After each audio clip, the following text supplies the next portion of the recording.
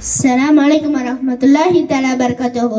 நான் பேச வந்த தலைப்பு இஸ்திக்பாலுல் கிப்லா, கிப்லாவை முன்னோக்குவது. உலகின் முதன் முறையாக உருவாக்கப்பட்ட வணக்கஸ்தலம் காபத்துல்லாவாகும். மக்காவில் உள்ள அதே அல்லாஹ்வின் இல்லமாகும்.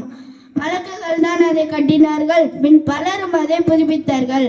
காபத்துல்லா தூய்மையான இல்லமாகும். அது அமைதியையும் வெற்றியையும் தரக்கூடிய ஒளி விளக்காகும்.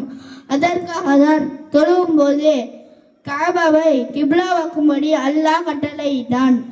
காபா தான் நமது கிப்லா. அதுதான் அனைத்து முஸ்லிம்களையும் முன்னோக்கி தொழுகிறார்கள். அது தொழுகையின் ஷர்தாகும். ஒருவர் வியாதியிலே அல்லது பகையாளியுடன் பயத்தாலே கிப்லாவை முன்னோக்குவது ஷர்தல்ல. எனவே அது அனைத்து முஸ்லிம்களையும் முன்னோக்கி தொழுகிறார்கள். அது தொழுகையின் ஷர்தாகும். எப்படி நாம் கிப்லாவை முன்னோக்க வேண்டும்? நின்று கொண்டே அமர்ந்து கொண்டு தொழுபவரின் நெஞ்சை கொண்டு கிப்லா பக்கமாக்க வேண்டும். சரிந்து படுத்த தொழுபவரின் நெஞ்சையும் முகற்றையும் கிப்லா பக்கமாக்க வேண்டும்.